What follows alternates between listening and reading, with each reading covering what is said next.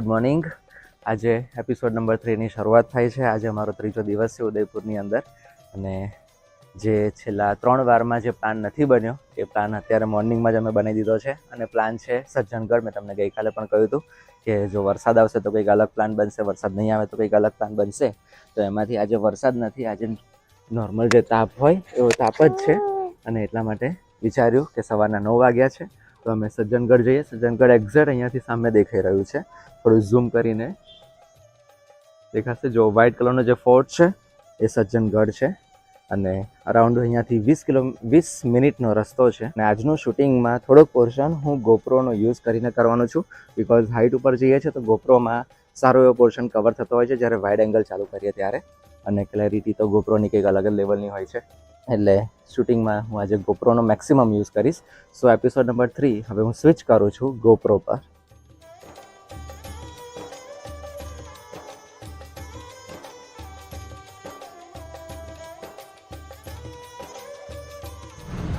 પહેલા દિવસ અમે જ્યાં આગળ સાંજે કોફી અને નાસ્તો કરવા માટે આવ્યા હતા ત્યાં આગળ જ આજે સવારનો કોફી અને નાસ્તો કરવા માટે અમે આવી ગયા છે.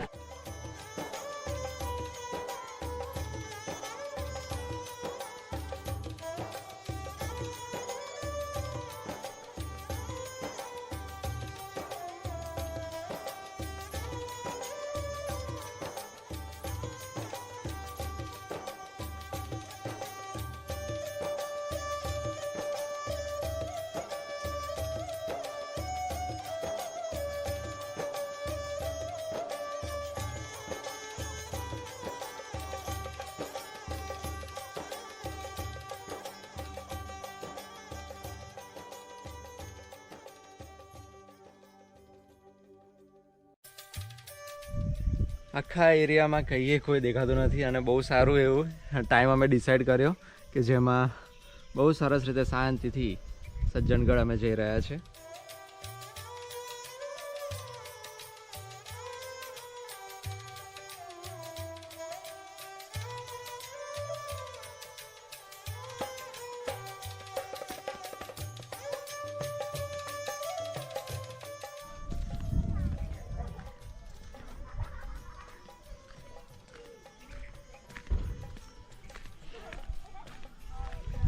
પહોંચી ગયા છે અમે સજ્જનગઢ ફોર્ટ પર, અને અહીંયા જે હાઇટ છે, જે રસ્તો છે આબુ કરતાં પણ સાંકડો, અને આબુનો તો કંઈ જ ના કહેવાય. રોડ જે ઉપર ચડવાનો છે સ્ટ્રેટ, અને એકદમ પતલી સી ગલી છે.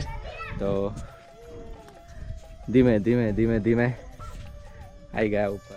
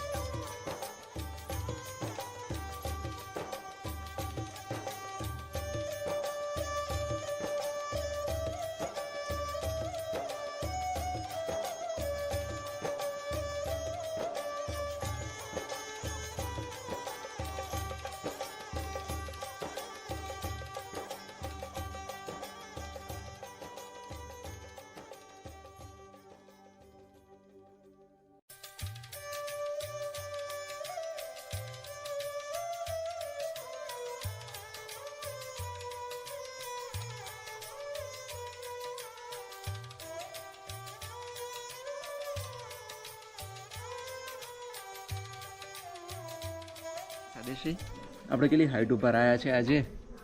હે, બહુ જ હાઈટ, અને મજા આવી ગઈ. ડ્રોઈંગ કરવાની મજા આવી ગઈ. મંક કેટલા બધા મંક મંક કે મંકી? મંક એટલે તો મંક એટલે ખબર નહીં, એ તે શોર્ટકટ બનાવ્યું છે મંકીનું, એવું કર્યું છે હે.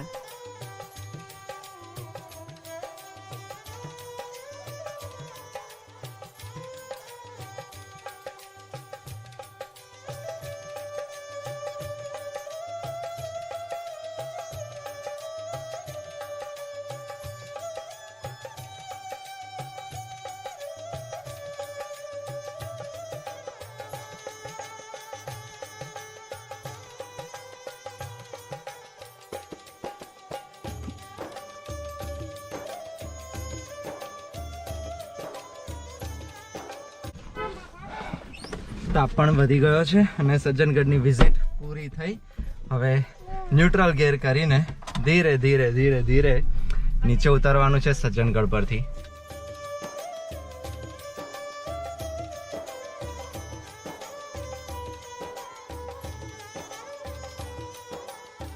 કારને ન્યુટ્રલ પર જ રાખી છે અને આખું જ એકદમ ઢાળ પાવરફુલ છે અને એટલે જ ધીરે ધીરે બ્રેક મારતા મારતા જ ઉતરવાનું છે.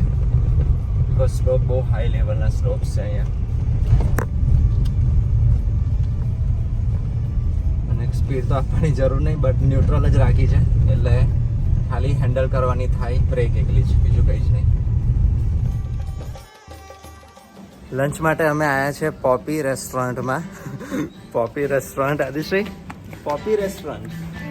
હા આદિશ્રી મને પોપી પોપી કરે છે તો પોપી રેસ્ટોરન્ટ આવી ગઈ.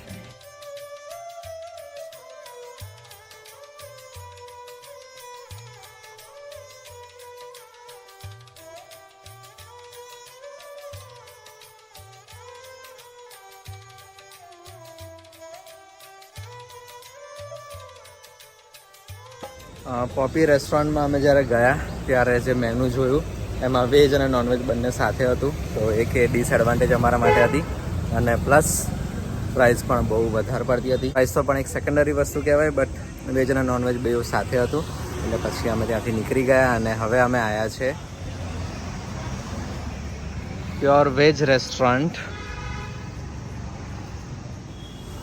હોકો કિચન. એ ઓલરેડી હેવમોનની જ છે, હવે નામ પણ બદલાઈ ગયું છે, હોકો કિચન કર્યું છે નામ.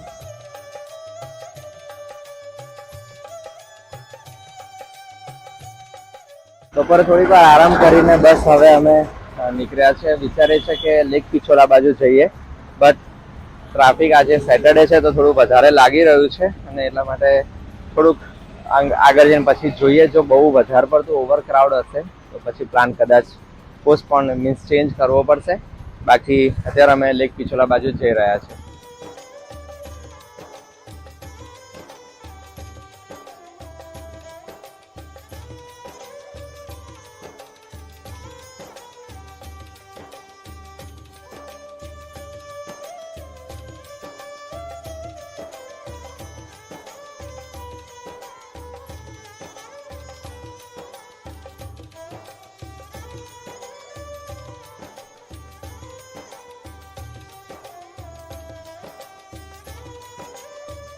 થોડી ગીર્દી પણ વધી ગઈ હતી અને બહુ રસ્તા સાંકડા હતા, તો લેક પિછોલા જવાનો પ્લાન કેન્સલ કર્યો અને અમે ખબર પડી જ ગઈ હશે કે ક્યાં આગળ આવી ગયા છે, ફતેસાગર લેક પર જ.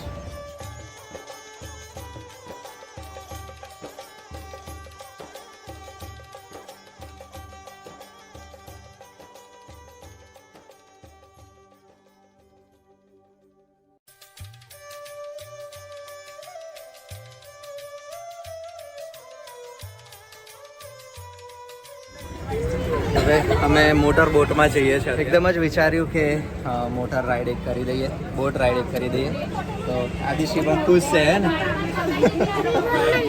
સ્પીડ બોટ નથી, મોટર બોટ છે, ધીમે ધીમે ચાલશે. ઓકે, આ સ્પીડ બોટ કહેવાય, એમાં નહીં. આદિશ્રી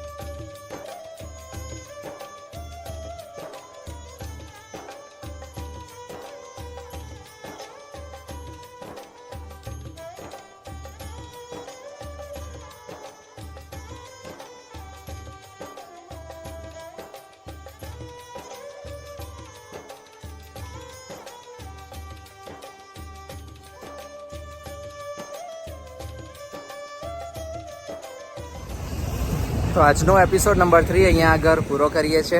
3 દિવસની એક આ ટ્રીપ આજે અહીંયા પૂર્ણ થાય છે. આવતીકાલે સવારે અમારું ચેકઆઉટ છે અને આવતીકાલે સવારે જોઈએ જો વહેલા અમે ચેકઆઉટ કરીશું તો એકલિંગજી જવાનો પણ પ્રોગ્રામ છે કે એકલિંગજી મહાદેવનું સરસ મંદિર છે તો ત્યાં આગળ અમે દર્શન કરવા માટે જઈશું. બટ એ ડિપેન્ડ કરે છે કે આવતીકાલે અમે વહેલા કેટલા વાગે ચેકઆઉટ કરીએ છીએ. તો આજે એપિસોડ નંબર 3 અહીંયા પૂર્ણ થાય છે. મળીએ નેક્સ્ટ વિડીયોમાં, નેક્સ્ટ બ્લોગમાં, નેક્સ્ટ એપિસોડમાં.